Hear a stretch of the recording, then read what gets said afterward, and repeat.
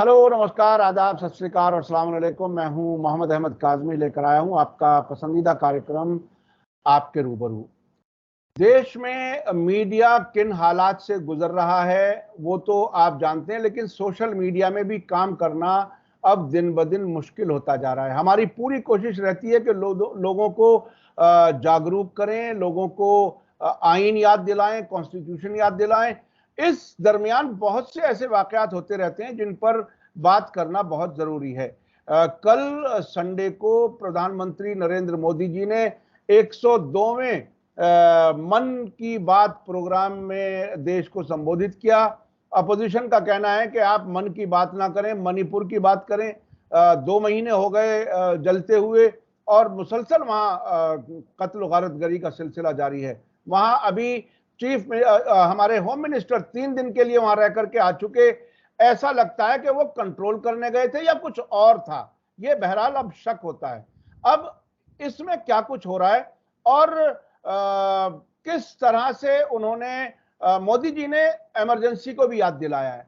Emergency को सियाह बाब, काला चैप्टर के तौर पर उन्होंने याद दिलाया है, और नई नस्ल को यह बताने की जरूरत पर जोर दिया है कि हमें नई नस्ल को बताने की जरूरत है कि इमरजेंसी में क्या कुछ था, हम आइन को बाकी रखना चाहते हैं, वगैरह वगैरह बहुत सी बातें की हैं। आज मैं इस पर बात करना चाहता हूं। हमारे खास मेहमान हैं राम पुनियानी जी, जो मुंबई में रहते हैं, सोशल एक्टिविस्ट हैं, मेडिकल बैकग्राउंड है, उन्होंने बहुत सी किताबें लिखी हैं, आरएसएस को बहुत अच्छी तरह से जानते हैं। मैं उनसे यह समझना चाहूंगा कि आपने इमरजेंसी का दौर भी देखा है और इस वक्त भी हालात मुल्क के सामने हैं। राम पुनियानी जी, बताइए कि वेलकम है आपका, मीडिया स्टार वर्ल्ड को आप समय दे देते हैं। धन्यवाद। आप बताइए कि ये इस वक्त ये कहना प्रधानमंत्री जी का कि काला चैप्टर था, इमरजेंसी, क्या उनको शोभा देता है जिस वक्त जिस तरह के हालात इस वक्त हो रहे हैं? हम कभी भी इमरजेंसी के हक में नहीं बोल सकते। वो गलत था, बहुत गलत था, डेमोक्रेसी को कुचला गया था। लेकिन क्या अब के हालात उससे बेहतर हैं? क्या किस वजह से प्रधानमंत्री जी ऐसी बात कर रहे हैं? आप किस तरह, आपने वो दौर भी देखा, ये दौर भी आप देख रहे हैं। देखिए, आप बिल्कुल सही कह रहे हैं कि जो इमरजेंसी का दौरान था 1975 का, 1975 का, वो देश के अध्याय में एक काफ़ी खराब चैप्टर रहा है, खराब दौर रहा है। उसमें मीडिया पर सेंसरशिप लगाई गई और अभिव्यक्ति की स्वतंत्रता, फ्रीडम ऑफ एक्सप्रेशन पे भी काफ़ी ये कंट्रोल किया गया। उसके साथ-साथ समाज के जो विरोधी दल के लोग थे, उनको जेल में डाला गया और बड़े-बड़े लीडर्स और बड़े-बड़े पार्टी के लोगों को भी जेल में डाला गया। उसमें कई वामपंथी लोग भी थे, कई दक्षिणपंथी लोग भी थे और निश्चित रूप से वो इमरजेंसी का दौरान देश के लिए एक बहुत खराब पीरियड था। पर ये बात भी इसमें स्पष्ट है कि वही इमरजेंसी के पीरियड को खुद इंदिरा गांधी ने 18 महीने के बाद उठा दिया। 18 महीने के बाद उन्होंने जो दुनिया में चल रही थी आलोचना, उसको उठा दिया और ख़त्म कर दिया। अभी देश में ये जो हालात हैं, इसमें इमरजेंसी को घोषित तो नहीं किया गया, पर जो हालात हैं उसको समझने के लिए हम पहले खुद बीजेपी के जो एक बहुत बड़े लीडर रहे हैं, जो प्रधानमंत्री बनते-बनते चूक गए, जिन्होंने पूरा बीजेपी को ऊपर सत्ता पे लाया, उन्हीं की बात सुन लें। उनका नाम है लाल कृष्ण आडवाणी। लाल कृष्ण आडवाणी ने 4-5 साल पहले ही कहा था कि आज जो पीरियड चल रहा है, वो अघोषित इमरजेंसी है। अघोषित अनडिक्लेयर्ड इमरजेंसी है, ऐसा खुद आडवाणी साहब ने कहा, पहली बात। दूसरा, जैसे उस समय मीडिया पर एक सेंसरशिप लाई गई थी, अभी उसके उलट जाके मीडिया को गोद में बिठा लिया गया है, मीडिया को खरीद लिया गया है। मीडिया का जो काम होता है कि वो सरकार की आलोचना करे, सरकार की गलतियों को निकाले, विपक्ष की बातों को सामने रखने की कोशिश करे, लोगों की आवाज़ को सामने रखने की कोशिश करे, उसके बदले वो सरकार की आवाज़ सामने रखती है, विपक्ष को कुचलने की कोशिश करती है। और इसी दौरान अगर आप देखेंगे तो अभी लोगों को खुले रूप से बात करने में डर लगता है। क्योंकि आपने देखा होगा कोई फेसबुक पोस्ट आती है, कोई ट्विटर आती है, तो उसके आधार पे लोगों को जेल में डाल दिया जाता है। उसके आधार पे कई प्रकार के दंगे करवाने की संभावना हो जाती है। तो ये एक दूसरा चैप्टर है। तीसरा देखिए, इसी दौरान जो आंदोलन हुए, वो शाहीन बाग का हो, किसानों का आंदोलन हो, उन आंदोलनों को कैसे कुचला गया। मैं आपको याद दिलाना चाहूंगा कि यूएपीए जैसे कानून ये लगाए गए, जो हमारे बुद्धिजीवी, जिनको ये अर्बन नक्सल के नाम से बोलते हैं, उनको जेल में डाला गया। उनमें से ज्यादातर लोग जेल में हैं। फिर उमर खालिद जैसे लोग जो शांति की बात करते हैं, जिन्होंने शांति की अपील की, उन जैसे लोगों को जेल में डाल दिया गया।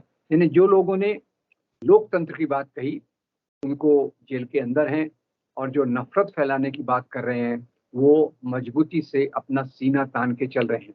आप देखिए, दिल्ली के दंगों के दौरान भी एक तरफ दंगों के पहले एक तरफ सफूरा जरगर, उमर खालिद जैसे लोग थे जो लोगों से शांति की अपील कर रहे थे, वो आज जेल में हैं। और दूसरे अनुराग ठाकुर और परवेश वर्मा जैसे लोग थे जो नफरत की बात कर रहे थे, उनका ओहदा पहले से बढ़ गया है। तो जब हम इमरजेंसी की बात करते हैं, तो उस इमरजेंसी में और अभी की हालात में तीसरा मैं फर्क बताना चाहता हूँ। उस समय जो इमरजेंसी को लादा गया था, वो सरकारी तंत्र से लादा गया था, ऊपर से नीचे लादा गया था।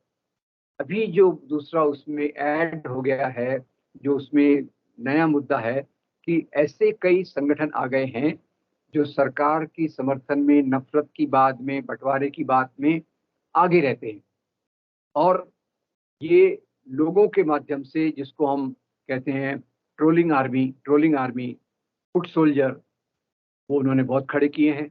ऐसे वो 2 रुपए दे के ट्रोल करवाते हैं। फिर बहुत सारे संगठन हैं जिनको ये लोग अभी बैन करने की बात कर रहे हैं, बैन तो नहीं कर पाए। वो संगठन बड़े मजबूती से इन चीज़ों को आगे लेके चलते हैं।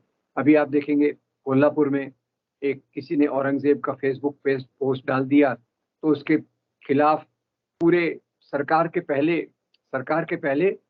कुछ संगठन आ गए। अब इमरजेंसी और आज की परिस्थिति में ज़्यादा खतरनाक बात यह है कि केवल सरकार ही नहीं, जनता के बीच से ऐसे संगठनों को खड़ा किया गया है जो लोकतंत्र के मूल्यों के विरोध में हैं, जो हमारी आज़ादी के विरोध में हैं।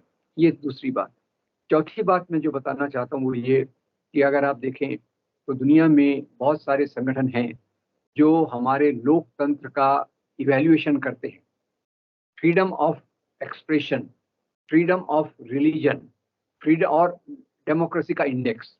आप तो पत्रकार हैं, आप जानते हैं कि कई न्यूट्रल संगठनों ने कई ऐसी प्रकार की हमारी रैंकिंग की है कि भारत का लोकतंत्र की आज क्या हालात है। तो आज भारत के लोकतंत्र की हालात में एक इवैल्यूएशन ने कहा, यहाँ इलेक्टेड ऑटोक्रेसी है।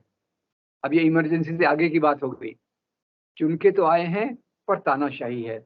दूसरे ने कहा कि हमारा लोकतंत्र का जो इंडेक्स है वो पहले से नीचे गिरता जा रहा है। तीसरे ने कहा कि हमारे जो फ्रीडम ऑफ एक्सप्रेशन है, अभिव्यक्ति की स्वतंत्रता है, वो पहले से गिरती जा रही है। चौथा उसमें देखिए कि जो हमारे धर्म की स्वतंत्रता होती है, लोकतंत्र में धर्म की आज़ादी एक बहुत बड़ी चीज़ है, तो उसके खिलाफ कानून लाए गए। और कानून से ज़्यादा ऐसे संगठन खड़े किए गए सरकार के समर्थन वाले, सरकार की विचारधारा के समर्थन वाले, जो इन चीज़ों को ज़मीनी तौर पे जो लोग अपने बातों पे चलना चाहते हैं, अपने धर्म का प्रचार प्रसार करना चाहते हैं, धर्म का पालन करना चाहते हैं, उनको किसी न किसी बहाने ये उस पे एक प्रकार की अटैक करने की बात करते हैं। अभी आपने देखा गुजरात में एक मस्जिद को तोड़ने की बात की गई, तो उसमें भी ज़मीनी लोग थे, ज़मीनी यानी जो, अब जैसे कह दूँ एक नाम, बजरंग दल सरीखे। अब इसी में आप ये भी जोड़ दीजिए कि समाज में जो नफरत फैलाने की बात बहुत सारी धर्म संसदें करती हैं। अभी जो जैसे यूपी में हमने पिछली बार बात की थी, तो भाई अभी तो ज़मीनी संगठन है जो भाई मुसलमानों को यहाँ व्यापार नहीं करने देंगे, मुसलमान ये शहर छोड़कर चले जाओ।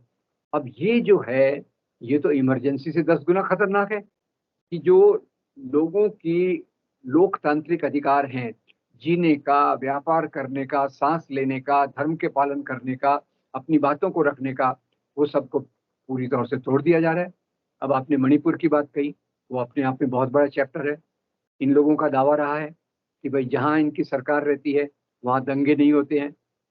अब यहाँ तो डबल इंजन की सरकार है। अब डबल इंजन की सरकार है, प्रधानमंत्री ने, जिनकी ड्यूटी थी जब मई से ये शुरू हुई कि वहाँ मणिपुर में जाकर कम से कम एक अपील कर देते कि शांति रखो, उनके मुंह से एक शब्द नहीं निकला है। उस समय वो कर्नाटक के चुनाव में बिजी रहे, अभी अमेरिका जाने की तैयारी में है। क्या एक प्रधानमंत्री जहां दंगे करवाए जा रहे हैं 2 महीने के करीब से, वहां शांति की अपील नहीं कर सकता? वहां वो जा नहीं सकता? तो वहां भी मैतेई, जो वैष्णवाइट हिंदू कम्युनिटी के हैं, और जो कुकी, जिनमें क्रिश्चियंस ज़्यादा हैं, उनके आधार पे उनकी ज़मीन को हड़पने की बात चल रही है, उनकी ज़मीन पर कब्जा करने की बात चल रही है। तो मैं तो कहता हूँ इमरजेंसी इसके सामने कुछ भी नहीं थी।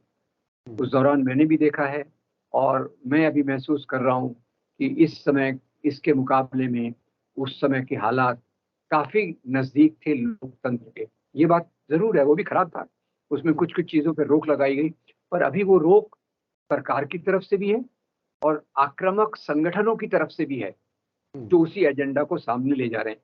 तो मुख्य मुख्य मुझे ये समझना है कि इमरजेंसी में केवल सरकारी तंत्र से इन चीज़ों को दबाया गया, अभी सरकारी तंत्र से दबाया गया है, संगठनों के अंदर घुसपैठ करके दबाया जा रहा है, और ऐसे संगठन खड़े किए जा रहे हैं जो लोगों की आज़ादी के खिलाफ, लोकतांत्रिक अधिकारों के खिलाफ लगातार आक्रामक है।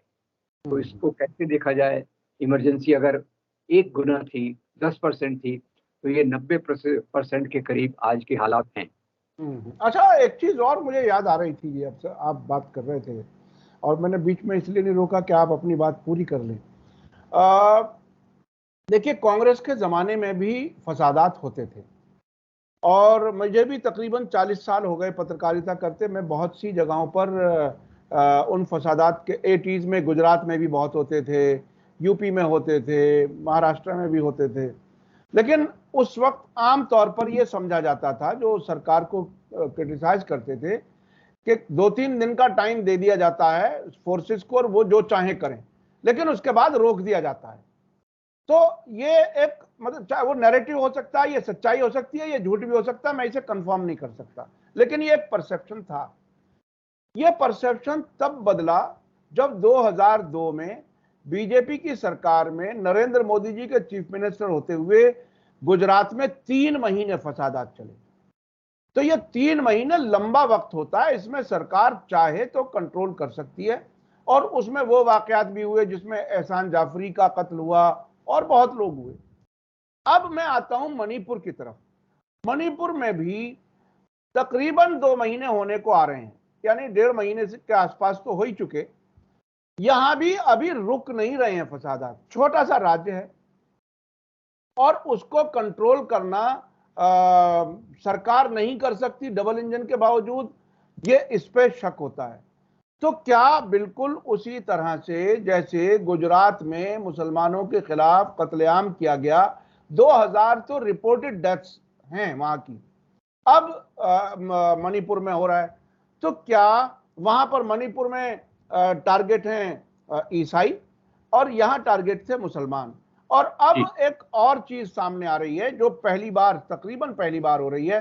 हमने कैराना से हिंदुओं के विस्थापन की बात सुनी थी बीजेपी वालों के जरिए, लेकिन अब तो रोजाना मीडिया में भी आ रहा है, उत्तराखंड में न सिर्फ पुरोला में बल्कि कई और शहरों से खबरें आ रही हैं कि वहां से भी मुसलमानों को धमका करके निकाला जा रहा है। आखिर कहां जाकर के रुकेगी बात? ये तो बहुत मतलब देखिए, कोई भी इंसान अपने दिल पर हाथ रख के देखे कि जहां वो, उसके माँ बाप, उसके बुजुर्ग रहे हैं, उसको अचानक कहा जाए कि ये घर छोड़ करके चले जाओ और उसे जाने के लिए मजबूर कर दिया जाए, उसके पास और कुछ ना हो सहारा जीने का, वो क्या सोचेगा, किस हालात से गुजरेगा? और फिर भी सब्र करते रहें, ये कब तक चले, क्या हो? देखिए काज़मी भाई, आपने इसमें बहुत सारे सवाल उठाए हैं। पहले तो मैं आपको बता दूं कि हमारा जो पहले की सोच थी दंगों के बारे में, ये बात तो बहुत क्लियर है। दंगे अपने आप नहीं होते हैं, दंगे करवाए जाते हैं, और दंगे करवाने के बाद उसी पार्टी को फायदा होता है जो दंगे करवाने के पीछे रहती है।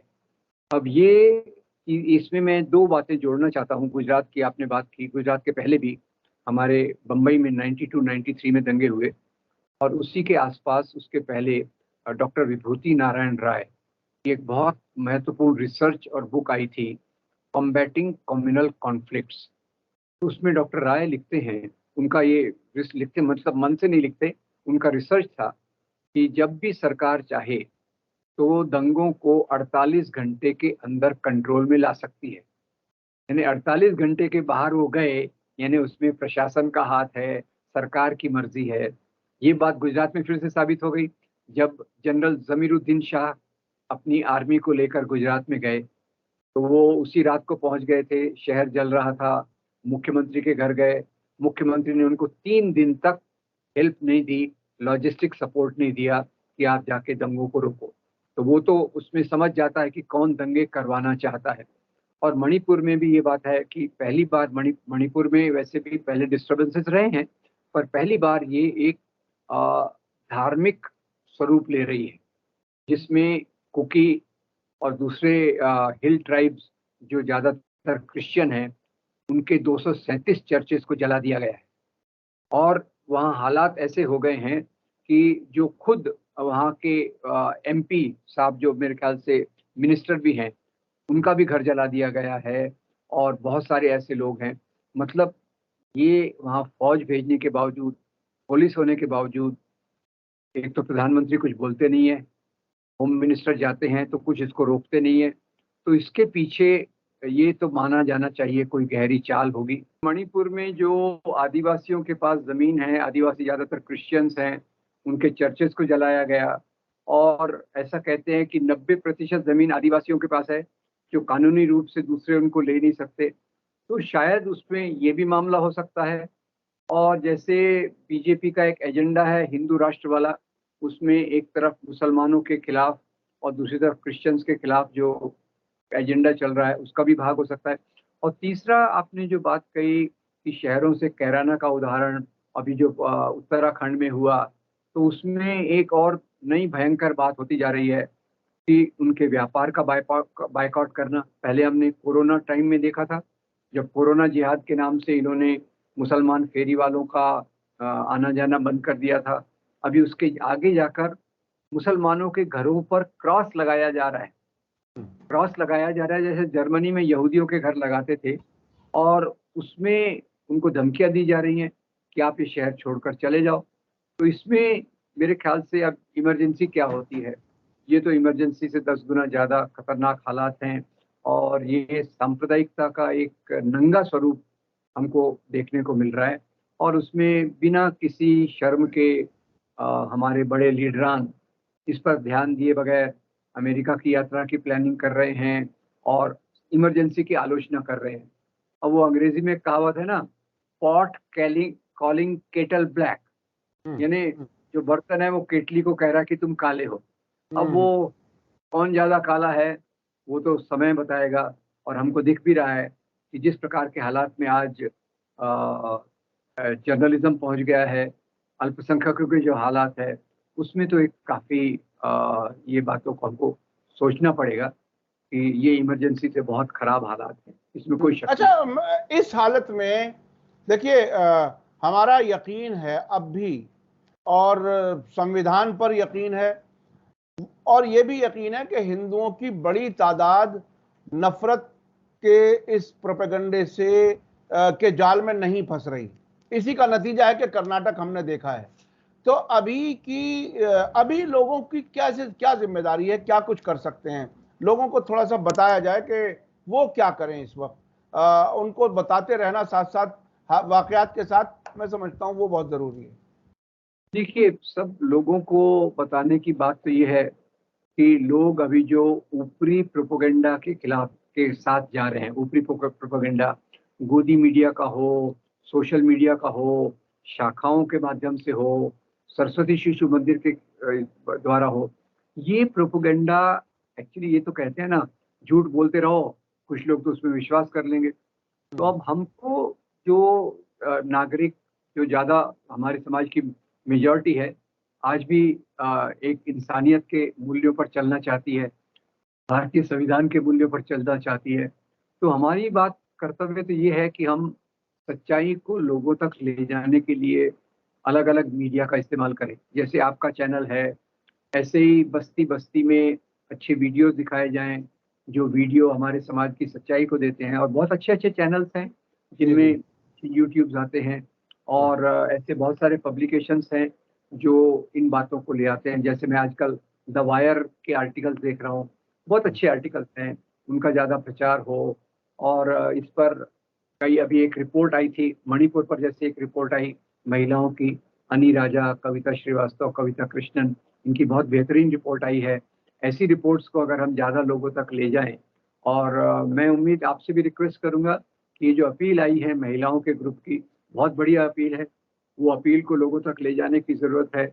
और हमें तो शांति चाहिए, शांति के बगैर विकास नहीं हो सकता। वो शांति के अपील बगैर क्या, वो अपील क्या है, थोड़ा सा उस अपील के बारे में थोड़ा सा और बता दीजिए, कौन सी ये अपील जो क्या? अनी राजा, कविता कृष्णन, ये जो हमारे मित्रों की अपील है, वो यही बताती है कि इसमें बीजेपी एक सांप्रदायिक राजनीति का खेल खेल रही है, और क्रिश्चियंस को टारगेट किया जा रहा है, चर्चेस को जलाया जा रहा है।